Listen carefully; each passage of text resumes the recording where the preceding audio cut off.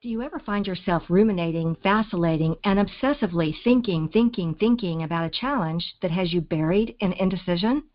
In this video, we'll be talking about how to break that cycle so that the endless mind chatter can finally settle down and you can be receptive of your inner guidance in peace. Yes, I'm going to give you a new challenge, an empowering challenge that I like to call the No More Suffering 7-Day Reboot. So stay tuned.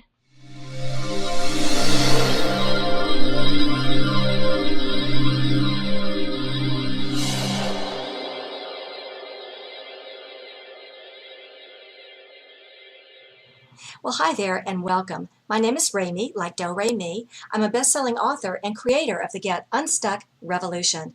I help extraordinary women with big-ass dreams just like you who want to get unstuck from a life that doesn't work and get to where you know you need to be, into a life that's filled with passions and purpose. Now let's get started with today's episode.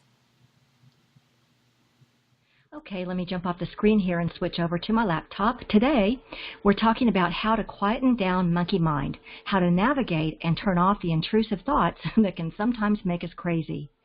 As business owners, and even in our quote-unquote real jobs, in our relationships at home or at work, or even when we're trying to move to a new financial level, we can sometimes find ourselves wrangling with the voices in our head, especially when they're so fabulously meddlesome.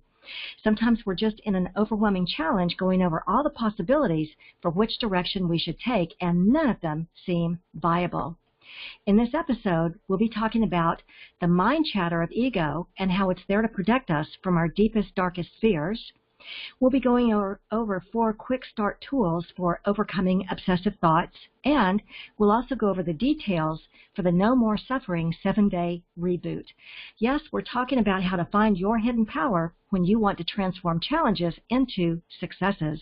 I like to call it the audacity of alchemy, because when you're feeling stuck, it's never the situation that has you stuck. It's your energy that's become stuck by the trigger of negative emotions that can come from past situations or events. In other words, it isn't the pain of the situation, it's the pain of not being connected in the natural energy of who you really are, of being connected to that magical part of you that's a creative vibrational being who can use positive energies to create what you want and bring it into physical manifestation. Part of this process is to allow your manifestations to materialize and not get stuck in the negative vibrations that block them. And that's what we're going to talk about today, because when you can vaporize unwanted negative energies and reduce the conflicts that steal your positive energy flow, the possibilities for crystallizing the success you crave are endless. This series will help you do just that, because if you're like me, then you're someone who has the audacity, the willingness to take bold risks and transform challenges into success. So let's talk about this idea of transformation and the audacity of alchemy.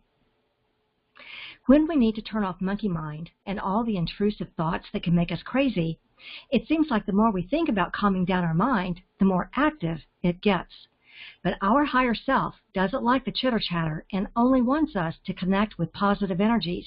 Nothing positive can be creative if negative energies exist. So we don't even have to find a solution or a direction right now. Our higher self simply wants us to think of positive possibilities. And while we're doing that, we're changing our energy so that we aren't suffering through the stresses of obsessive thoughts. Now, what I've discovered when working with so many clients who have this affliction is this: it's easier said than done.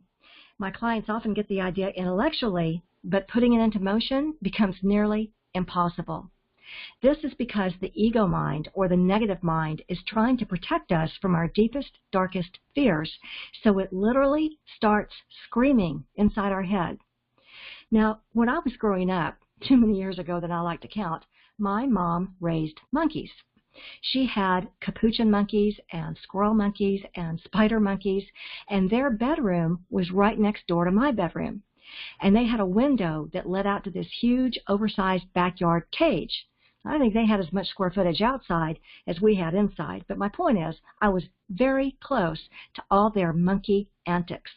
So when I first heard the term monkey mind, it really spoke to me. First of all, they would jump from one shelf to another. They would swing from one bar to another. They would hang on one rope and switch to another and another and another. And during all this playtime, they'd often just jump up and down right where they were and scream at the top of their lungs like they were crazed out on amphetamines.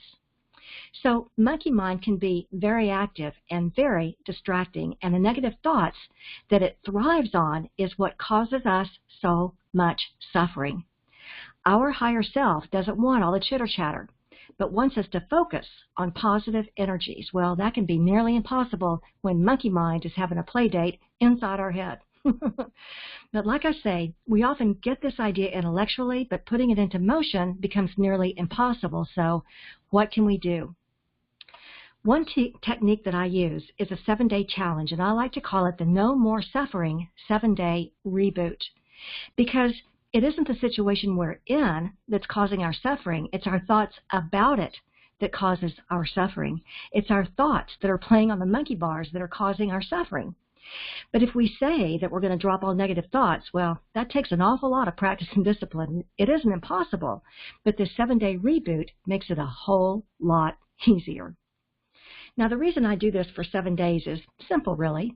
I'm a Sagittarius. That's my birth sign. And Sagittarians, we don't like ambiguities. We don't like uncertainties.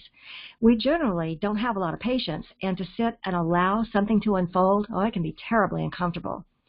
And since Sagittarians are archers, we always have that bag of arrows on our backs, just looking for the target. Now, my mom used to say to me, you archers, you just throw out 1,000 arrows a day, and you know something will hit. And I would look at her with this puzzled look like, yeah, and your point is? So, as a Sagittarian, I like structure and framework. I like a target. And I've discovered that a lot of my clients also like structure and framework, and they like a target. They like to know where they're headed. Now, there aren't that many people on this planet who enjoy ambiguities. Imagine my surprise when I discovered that. Well, sometimes we think everyone else is just like we are, and other times we discover how different we all are. It's a mixed bag. So if you're the kind of person who enjoys structure and framework and knowing what the target is, then you'll enjoy this 7-day reboot. The challenge is to drop negative thoughts for 7 days. That's your structure and framework, and focus on something positive. For 7 days, we're going to drop the negativity and allow the frequency of positive thoughts. Now, for some of us, we may just start with 5 minutes. That might be all we can get through. And then we double it tomorrow and double it again the next day. For some of us, we might make it a full day before monkey mind heads for the monkey bars again. It really depends on where your habits are currently. If we have a chronic habit of negative thinking, it may take a little practice and discipline. And this is why some of us use meditation. Meditation is a tried and true method for quieting fear-based thoughts, but it's not the only way to calm down these thoughts. Well, let me say it differently. There are different types of meditation, and it doesn't always mean closing our eyes and lying down and chanting Om. Sometimes we see monks doing walking meditations, and even chanting our affirmations can be meditative. I mean, we could sit down and binge watch I Love Lucy reruns, and that can be a form of meditation. The idea is that we're focusing our mind. Now, the two forms of meditation that are probably the most common are focused attention and mindfulness. With focused attention, we focus on one thing, usually our breath, or I Love Lucy. And then when our mind wanders, we simply bring it back to whatever our focus is.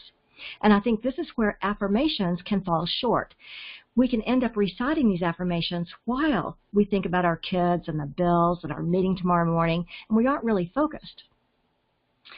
So one form of meditation is the focused attention, and the other form that's popular is mindfulness, where we watch our thoughts, just watch them and then let them go. It's kind of like the martial arts move. When you feel a force coming towards you, you take a step back and just let it pass you by. The force that was coming at you loses its power. So you can do the same thing with these negative thoughts. Just step out of the way and watch them go by. So different forms of meditation can offer both psychological benefits as well as neurological benefits. The end result is the same. We want to get the negative thoughts to be quiet and let the productive, more positive thoughts come to the forefront. Because here's the thing. Positive thoughts are an accelerator. They make our vision come to fruition much faster. Even if we don't have a clear vision or a best possible outcome yet, it will reveal itself much faster than if we constantly ruminate over the details, and that creates a little magic. So positive thoughts are an accelerator. Now, what I like to do with the 7-day challenge is make it a full 7 days before I consider the exercise complete. I've had clients who make it to 3 days and announce how easy the whole thing was, and then, surprise, surprise, monkey mind moves back in when they least expect it. So if you have a breakdown during the 7-day period, just get through it the best way you can and then start over. Now, I want to give you some tools on how you can drop the negative thinking, because monkey mind will usually fight you on this. Remember, it's trying to protect you from your darkest fear, so it may make a stink as you begin to change your thought patterns. So here is one of my favorite exercises, and I call it Finding the Positive. And you've probably heard me use this exercise on various podcasts. I fall back on it quite often. The idea is, if you can find one positive, then you can find 5. And if you can find 5, then you can find 10. And if you can find 10 positives, you can find 20. It could be 10 positives about your current situation, or just 10 positives about this day, or 10 positives about your family pet, or 10 positives about the cake you just baked, but you get the idea. Before you ever get to 20 positives, you'll usually find that monkey mind has calmed down and you'll be able to follow positive thoughts. Because positive thoughts beget positive thoughts. They expand. So once you start, it goes pretty easily. And then you'll start feeling the alchemy. This is one of your most valuable hidden powers, when you can manage positive energy flows. Now, another favorite exercise is the thesaurus mind map. What you'll do is choose a positive word, just one, and then look it up in the thesaurus. I've given you some examples here on your screen. Choose one positive word, go look it up in the thesaurus, and then start writing down more similar words. And as you do that, monkey mind will begin to calm down because you have focused attention. And as your mind looks at each positive word, it just continues to calm down. So that's the thesaurus mind map. And you could sit and do this for an entire afternoon or just for 5 minutes. You're just wanting to begin to shift your positive thoughts. Now, to take that one step further, here's another exercise on the screen called the Positivity Expander. Using the positive words that you just collected from the thesaurus, and I'll give you an example here for the word harmony, but using each of the positive words that you just collected, choose one word at a time and just make up some positive sentences. And then when you get to 20, repeat each sentence. Repeat each one 3 times. This is sort of creating some affirmations or a little bit of a meditative space. The first time you say the positive sentence, it's just to settle into that thought. The second time you say it, breathe in universal light and love. Literally breathe in that positive feeling that comes from your sentence. And then the third time you say the positive sentence, breathe out light and love to those around you. In other words, radiate that positive energy outward. Now, this one exercise, by the way, is the one that I start with each and every day. It really sets a great tone for the day. Now, this last exercise is to help you drop negative thoughts, and you do this through what I call my mantra movers. You may find that 1 or 2 of the positive sentences you've written are really golden. They feel really good to you. And if so, this may become your new mantra. So that anytime during the day or night that you feel negative thoughts encroaching and the suffering moving back in, simply pull out your mantra and say it aloud several times. Here I'm giving you some of my favorites. I'm open to possibilities even greater than I've imagined. I lovingly receive the most benevolent outcomes in every area of my life.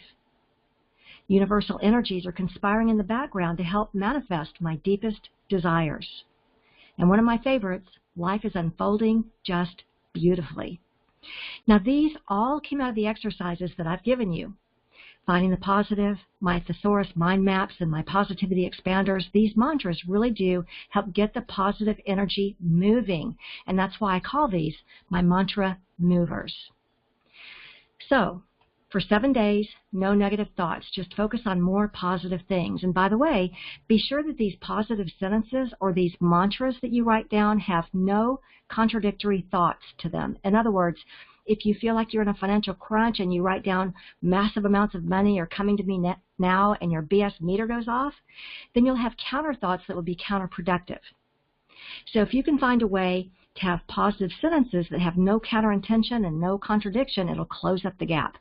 Maybe something like, I allow endless possibilities for prosperity and happiness. Well, that keeps you open to possibilities. Or, prosperity overflows in my life. I have everything I need in beautiful abundance. For 7 days, no negative thoughts, just focus on more positive things. And this is how you use your hidden power to create the magic of alchemy. So that's the 7-day no more suffering reboot. And if you can do this, you'll see that the solution and the success that you're looking for will come find you. Well, I hope this helps as you're using the powers of alchemy to transform challenges into positive new successes. But if you still can't get your head around what's got you stuck, you can tell me about it. You can leave a question right here. Or if you're someone who has the audacity, the willingness to take bold risks to transform challenges into success, you can find out more about our events at successcircleworkshops.com. This is where you can learn more about the audacity of alchemy and how to unlock your hidden power. Make sure to subscribe to this channel, and if you like what you learned today, be sure and give this video a thumbs up. You can also feel free to share this video with anyone you know who's feeling stuck. Thanks for joining me, and I look forward to seeing you in one of our upcoming Success Circles. You can find out more at successcircleworkshops.com.